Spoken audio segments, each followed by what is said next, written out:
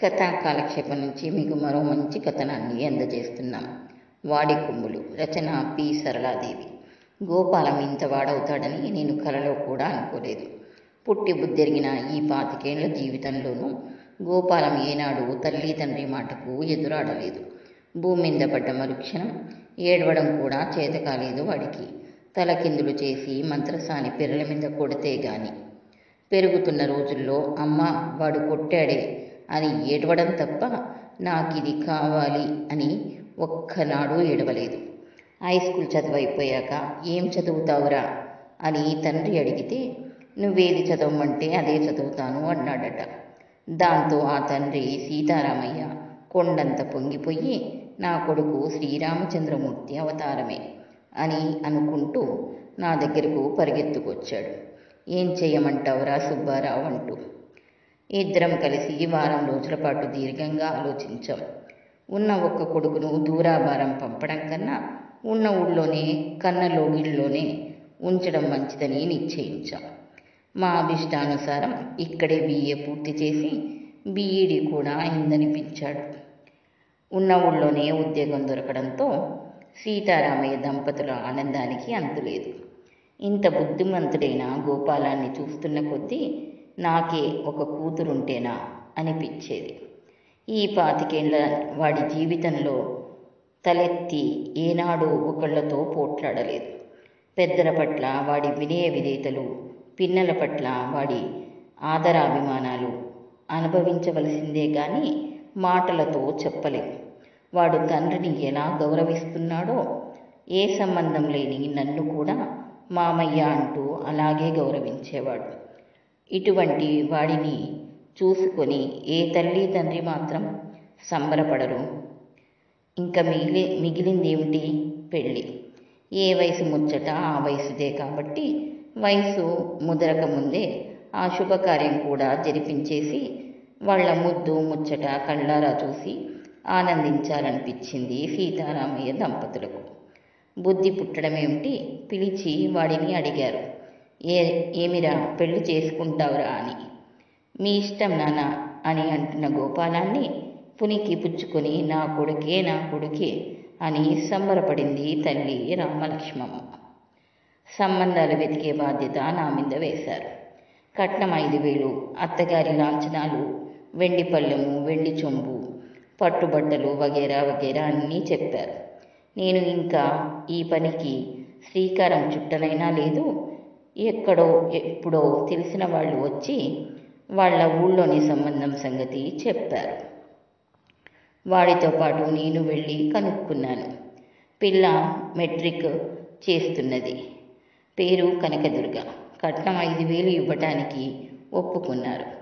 మిగతా లాంఛనాలు వగైరాలవి తమకు లేవన్నారు. దాన్ని తల్లి తండ్రితో సహా తీసుకెళ్ళి చూపించాను. పిల్ల ఉద్యోగం చేస్తుందా అని నసిగాడు సీతారామయ్య. పెళ్ళయ్యాక చేయించుకున్నా మాన్పించుకున్నా మీ ఇష్టం అన్నారు వాళ్ళు. లాంఛనాలు అని దీర్ఘం తీసింది రామలక్ష్మమ్మ. పిల్ల చేత ఉద్యోగం చేయించుకున్నారంటే 7 తరాల లాంఛనాలు వస్తాయి. ఊరుకో అని నేనే నోరు నొక్కేశాను. మేమంతా ఇంత గుంజాటన పడ్డాము గాని గోపాలానికి చీమ కుట్టినట్టయినా లేదు. ఏ తాపము లేదు, కోపము లేదు. ఇది ఏమిరా చందనం బొమ్మ లాంటి పిల్లని ఇలాంటి వాడి పాల పడేస్తున్నాము అని ఒక్క క్షణం అనిపించింది. ఆ పిల్లను చేసుకుంటావురా అని అడిగితే మీరు చేసుకోమంటే చేసుకుంటాను అన్నాడు. చెప్పొద్దు, నాకు మొటిక్కాయ వెయ్యాలనిపించింది.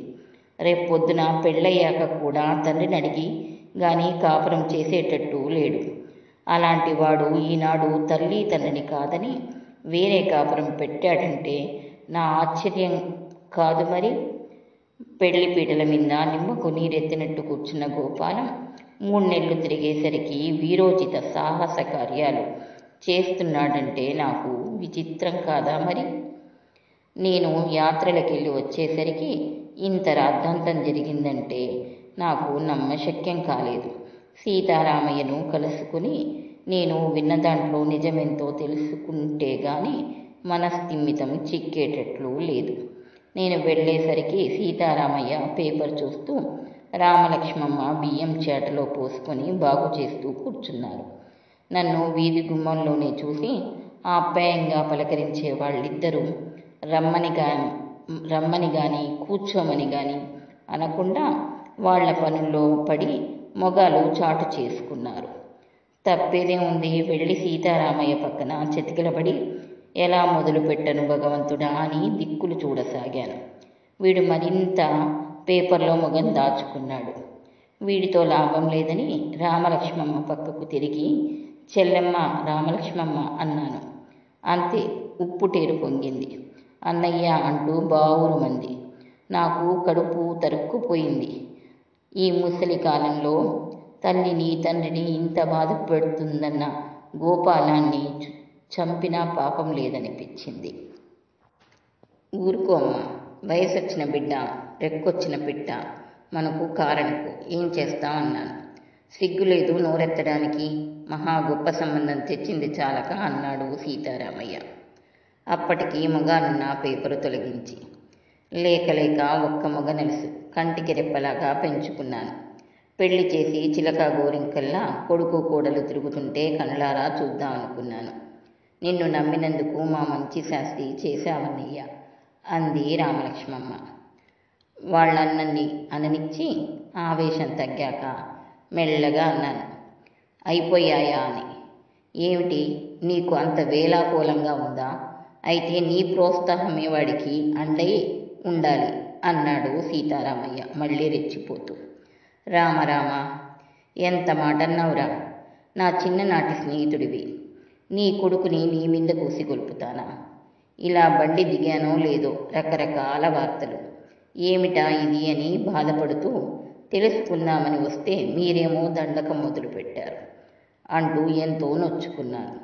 దాంతో సీతారామయ్య కూడా దిగిపోయి, ఏం చేయమంటావురా, ఒక్కడు కదూ, ఎన్నడూ తల్లిదండ్రుల మాట జవదాటని సాక్షాత్తు గోపాలం ఈనాడు మాతో తెంచుకు వెళ్ళాడంటే మాట పూర్తి చెయ్యలేక కళ్ళ నీళ్ళెట్టుకున్నాడు సీతారామయ్య. అదే నాకు ఆశ్చర్యంగా ఉందయ్యా.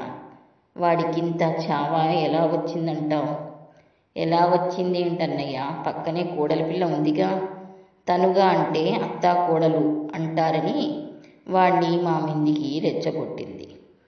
వాడి కాళ్ళు పట్టుకుని బ్రతిమాలి అయినా తీసుకువస్తాను గాని అసలు జరిగిందేమిటో చెప్పు చెల్లెమ్మ అని బతిమిలాడాను.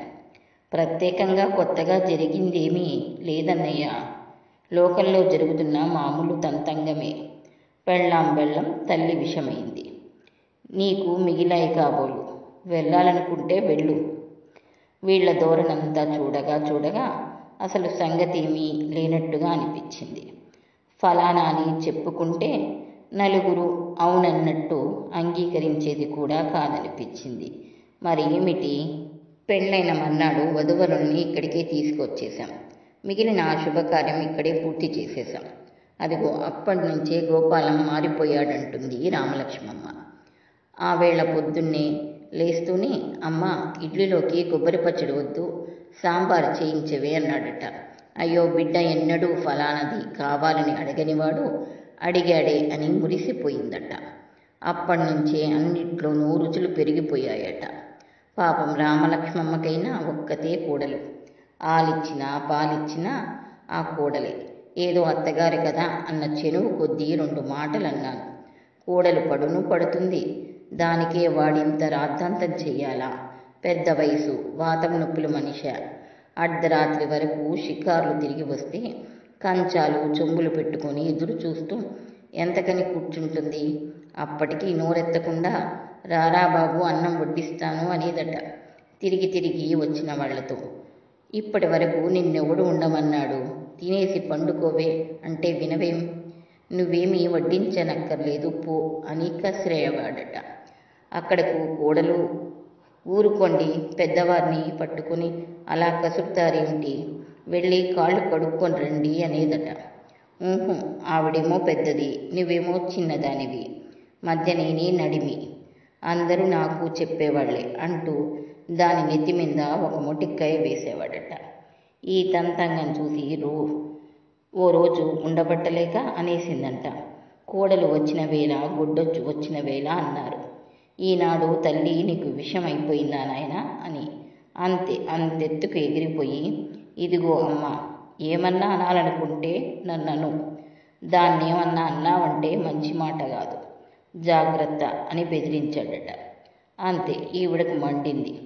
పెళ్ళిళ్ళలో అచ్చట ముచ్చట వాళ్ళు తీర్చలేదు, ఇంటికొచ్చాక కొడుకు తీర్చుకోనివ్వడం లేదు. నా కర్మ ఇలా కాలింది అనుకుంటూ ఓ రోజు కొడుకు లేకుండా చూచుకునే కోడల్ని ఎత్తి పొడిచిందంట. ఆవిడ కర్మకాలి అప్పటికే వచ్చి ఉన్నాడో ఏమో, వెంటనే యువతలకు వచ్చి, రాణి, ఆవల ఉంచి నువ్విలా వచ్చి కూర్చో, గిన్నెలు చెంబులు నేను తోలుస్తాను, నువ్వేమీ ఇంటికి బాకీ లేవు, నేనే నీకు 5,000 బాకీ ఉన్నాను అంటూ చేస్తున్న పనిలోంచి ఈడ్చుకెళ్ళాడట. అన్నట్టు చెప్పడం మరిచాను, వాడు పెళ్ళైన 3వ నాటి నుండి పెళ్ళాన్ని రాణి అని పిలుస్తున్నాడు. ఆ పిల్ల పేరు కనకదుర్గ. ఇలాంటివి అన్నీను, వడ్ల గింజలో బియ్యపు గింజ. 4 మనుషులున్నాక ఒక మాట అనుకుంటారు, పడతారు. కానీ వాడికింత సేవ ఎందుకొచ్చిందని, అసలు విడిపోయే వరకు ఎలా వచ్చింది అని కనకానికి ఆ ఊరి మున్సిపాలిటీలో ఉద్యోగం వేయించాడట గోపాలం. సీతారామయ్య చిలక్కి చెప్పినట్టు ఎంతో బోధించాడట. ఆడపిల్ల ఉద్యోగానికి వెళ్ళడం మన ఇంటా వంట లేదురా అని. ఆహా, అత్తా కోడలు ఇంట్లో కూర్చొని జటిలాడుకోవడం ఉందా అని అడిగాడట.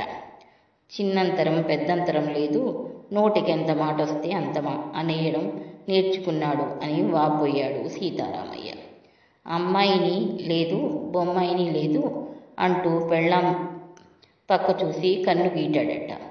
వీడి ధోరణి చూసి ఆ అమ్మాయి అక్కడి నుండి పారిపోయిందంట. దాంతో సీతారామయ్యకి చిరెత్తుకు వచ్చింది. ఏమిట్రా, మరీ ముద్దుగా చెప్తుంటే ముక్కెట్టుకు ఆడిస్తున్నావు? నా గొంతులో ఊపిరుండగా అమ్మాయిని ఉద్యోగానికి పంపను, ఫలానా సీతారామయ్య కోడలు అని అందరూ వేలెత్తి చూపితే ఉన్న ఊళ్ళో నాకు తలవంపులు. పోనిలే, నా గొంతులో ఊపిరుండగా వెళ్తుంది, ఫలానా గోపాలం పెళ్ళామని అందరూ చెప్పుకుంటుంటే వినడం నాకిష్టం అన్నాడట, సగం పట్టుదల సగం వెక్కిరింపు కలిపి. దాంతో పూర్తిగా వెర్రెత్తింది సీతారామయ్యకు. నా ఇంట్లో అది జరగనివ్వను అని అరిచాడు. నా ఇంట్లో జరుగుతుందిలే, అంతే, మొండివాడు రాజుకన్నా బలవంతుడు అన్న సామెత. అంతా విన్నా నాకు చాలా భయం వేసింది. గోపాలానికి నచ్చే చెబుతానని వీళ్ళకి మాటైతే ఇచ్చాను గాని, తండ్రిని లక్ష్య పెట్టని వాడు నన్నెంత మాటలు అని పోతాడో ఏమో. నెమ్మదిగా మెట్లెక్కి గుమ్మంలోంచి తొంగి చూశాను. రా మామయ్య రా, ఇవాళ నీ దృష్టి ఈ అల్లుడి మీద పడిందంటే ఏదో విశేషం ఉన్నదన్నమాటే. రాణి, మామయ్య వచ్చాడు, వేడి కమ్మటి కాఫీ తీసుకురా, కొంచెం చల్లబడతాడు అంటూ నన్ను ఆహ్వానిస్తూనే లోపలికి కేక వేశాడు. గోపాలాన్ని పరీక్షగా చూశాను. ముఖంలో వింత అందం వెలుగుతుంది. కళ్ళు తలుకు లీనుతున్నాయి. మనిషిలో రాజటీవీ పలుకుతుంది. పెళ్ళి అన్నది మనిషిలో ఇంత మార్పు తెస్తుందంటే బలవంతానైనా ప్రతి వాడికి పెళ్లి చెయ్యవలసిందే. సుఖంగా వాడి కుర్చీలో కూర్చుంటూ, ఏంటి గోపాలం, ఏమిటి ఇదంతా అని అడిగాను. జ్ఞానోదయం మావయ్య, జ్ఞానోదయం అన్నాడు. నేను వచ్చిన నవ్వును మింగేశాను. ఇంతలో కనకం కాదు, రాణి కాఫీ గ్లాస్తో వచ్చింది. వచ్చారా బాబాయ్, మీరన్నా చెప్పండి ఈయనకు, అక్కడ అత్తగారు మామగారు పాపం ఎంత బాధపడుతున్నారు. రాను ఈయనకు మతిపోతుంది అంది. చాలేవోయ్, చెప్పొచ్చావు, కాసేపు బుద్ధిగా ఇక్కడ కూర్చో అంటూ చెయ్యి పట్టుకలాగాడు. గోపాలం పక్కనే కూలబడింది రాణి. సిగ్గుపడుతూ చెయ్యి వదిలించుకోవాలని చూసింది కానీ వాడు వదల్లేదు. నిదానించి ఆ అమ్మాయిని చూశాను. పెద్ద విశేషాలేవి ఆ అమ్మాయిలో నాకు కనపడలేదు. అత్తగారి మీదికి మొగుడిని రెచ్చగొట్టే పగ కానీ, మొగుడిని బానిసను చేసుకుందామన్న స్వార్థం కానీ కనిపించలేదు. వాడి మీద వళ్ళమాలిన అనురాగం ఒక్కటే ఆ అమ్మాయిలో కనపడుతుంది. కాఫీ తాగేసి స్థిమితంగా వెనక్కు జర్లపడి, చెప్పబోయే అల్లుడు చెప్పు, జ్ఞానోదయం ఎప్పుడు కలిగింది, ఎలా కలిగింది, ఎందుకు కలిగింది అని అడిగాను. మామయ్య, ఇప్పుడు ఒక చిన్న సైజు ఉపన్యాసం ఇస్తాను. మధ్యలో అడ్డు ప్రశ్నలు ఏవీ వెయ్యకుండా సావధానంగా విను అంటూ గొంతు సవరించుకున్నాడు. కానీ ఏమన్నట్టు నేను తల ఊపాను. మగవాడి జీవితంలో తల్లి ఎక్కువ, భార్య ఎక్కువ అన్న సమస్య బహుశా మన భారతదేశంలోనే ఉండి ఉంటుంది. ఆడదాని జీవితంలోకి మొగుడు కావాలా, కొడుకు కావాలా అన్న ప్రశ్నను పంపించి అనేక సినిమాల్లోనూ పుస్తకాల్లోనూ ఆడది మొగుడిని ఎంచుకోవడం చూపించి అదే ఆదర్శ మహిళాతత్వమని చాటారు. అది చూసి మనమందరము చప్పట్లు కొట్టాం. అదే రకంగా పురుషుడు భార్య ఎక్కువని ఎంచుకుంటే చప్పట్లు కొట్టరెందుకంచేత? నిజమే, నవమాసాలు మోసి తల్లి కంటుంది. తల్లి కనడానికి బిడ్డ బాధ్యుడా మామయ్య? నన్ను కనవమ్మా అని బ్రతిమాలుకున్నాడా? అలాగే కష్ట నష్టాల కూర్చి ఎన్నో ప్రయాసలు పడి పెంచి పెద్దవాళ్లను చేస్తారు. దానికి కూడా బిడ్డ బాధ్యుడు కాడు. ఫలానా వాళ్ల బిడ్డ అని అందరూ చెప్పుకోవాలన్న కాంక్షతో వాళ్ళ ఆశలు, కోరికలు వాళ్ల మీద తీర్చుకోవాలని ప్రయత్నిస్తున్నారు. ప్రకృతి సహజమైన కాంక్షతో, బాధ్యతతో కనిపెంచిన తల్లిదండ్రులు దీనికంతటికీ మూల్యం చెల్లించమనడం న్యాయంగా ఉందా మామయ్య? మనిషి జీవితంలో బాల్య, కౌమారాలు చాలా తక్కువ కాలం మామయ్య. మిగతా జీవితం అంతా జీవిత సహచరిణి అయిన భార్యతో గడపాలి. శారీరకంగా, మానసికంగా ఒకరితో ఒకరు అంకితమై తాదాత్మ్యం చెందడం అన్నది చెప్పగలిగిన అనుభూతి కాదు. ఆ సమయంలో తల్లి, తండ్రి, బంధువులు, స్నేహితులు, భూమి, ఆకాశం అన్నీ మిథ్య, అదొక్కటే వాస్తవం అనిపిస్తుంది. ఈ రకమైన అనుభూతి కష్టపడి కనడం మూలాన తల్లికి బిడ్డతో ఉండవచ్చు, కానీ బిడ్డకు తల్లి పట్ల ఉండడానికి అవకాశం లేదు. అయినా సరే అందుకు మూల్యం చెల్లించమంటున్నారు. ఏ జీవజాలంలోనూ లేని ఆర్థిక బంధం, సేవాబంధం, త్యాగబంధం మనుషుల జీవిత ఆనందాన్ని తినేస్తుంది. మామయ్య, భర్తను తెచ్చుకోవడానికి భార్య డబ్బు చెల్లించాలి. అంటే జతగాన్ని కొని తెచ్చుకోవాలి. ఆవిడ స్నానం కుటుంబంలో ఎటువంటిది? అంట్ల గిన్నెలు తోమడమును, వంటిండ్లు అలకడమును అని కాసేపాగి, అత్తయ్య ఎప్పుడు పోయింది మామయ్య అని అడిగాడు హఠాత్తుగా. నేను కంగారు పడ్డాను. అవును, ఎప్పుడు పోయింది? దగ్గర దగ్గర 25 ఏళ్ళు అవుతుందిరా అన్నాను నెమ్మదిగా. అంటే నీకు 30 ఏళ్ల వయసులో అన్నమాట. అవును. చాలా పొరపాటు చేశావు మామయ్య. మళ్ళీ పెళ్లి చేసుకోవలసింది. నాకు గుండెల్లో సన్నని బాధ రగిలింది. స్నేహ సంబంధమైన దాంపత్య బంధం నువ్వు ఊహించగలవా మామయ్య? నాకు తెలుసు, నువ్వు ఊహించలేవు. అందులో ఒకరు ఎక్కువ, ఒకరు తక్కువ లేదు. ఉల్టా సీదాలు లేవు. గృహమే స్వర్గసీమ అన్నట్టు ఉండాలని నా కోరిక. మా రాణిని ఏదో అనడం, చిన్నబుచ్చడం, మా నాన్న పాతకాలపు పెత్తందారి స్పర్ధలు, వీటితో మనసు కలతబారుతుంటే ఇంకా దాంపత్య బంధంలో మాధుర్యం ఎలా అనుభవించగలం మామయ్య? ఈ అనంత కాలగమనంలో బాల్య, కౌమారాలకు అవసరమైన చికాకుతోనూ వ్యర్థమైన స్పర్ధలతోనూ ముగించలేను. అందుకే ఈ నిర్ణయం తీసుకున్నాను మామయ్య. మరి నీ తల్లిదండ్రుల సంగతి ఏమిటి? వారికి ఏముంది మామయ్య? ఆర్థికంగా లోటు లేదు. లేవలేనంత ముసలితనంలో నా ధర్మం నాకు తెలుసు. నీ వరకు బాగానే ఉందయ్యా. మరి నీ బిడ్డలకు కూడా నువ్వు తండ్రివన్న సంగతి మర్చిపోకు అన్నాను నెమ్మదిగా. వాడు నవ్వుతూ, ఇంత ఆలోచించిన వాడిని ఆ సంగతి ఆలోచించిన మామయ్య? నా ఈ చైతన్యం జీవితాంతం నిలుపుకోవాలన్నదే నా ఆకాంక్ష. జీవితంలో ఎవరి స్నానం వారికి ఉంటుంది మామయ్య. అంతకు మించి కోరుకున్నప్పుడే పేచీ వస్తుంది అన్నాడు. వాడి ముఖంలో ఒక అందం, ఇంకో ఆనందం వెల్లివిరుస్తున్నాయి. వాడికింత చైతన్యం కేవలం పెళ్లి వల్లే వచ్చిందా? ఇంతసేపు కళ్ళప్పగించి వాడి మాటలు వింటున్న కనకం ఆనందం పట్టలేక కళ్ళనీళ్లు తుడుచుకుంది. నాన్న గురించి అంతా ఆలోచిస్తున్నావే? భార్యా పిల్లలు ఎవరూ లేనివాడివి నీ సంగతి ఏమిటి మామయ్య అన్నాడు నా మొగంలోకి చూస్తూ. నేను వెర్రిమొహం వేసి దాటవేస్తూ, అయితే ముందొచ్చిన చెవుల కంటే వెనక వచ్చిన కొమ్ములే వాడివే నంటావు అన్నాను చిన్నగా నవ్వి. తప్పకుండా వాడివే మామయ్య. నువ్వు నేను ఒప్పుకున్నా ఒప్పుకోకపోయినా అవి వాడివే మామయ్య. వాడి సాహసానికి భయము, వాడి నిర్ణయానికి ఆనందము కలిగాయి. వాళ్ళిద్దరినీ చూస్తుంటే ఆది దంపతుల్ని చూస్తున్నట్టుగా ఉంది. ఆ క్షణాన నేను మళ్ళీ పెళ్లి చేసుకుంటేను అనిపించింది.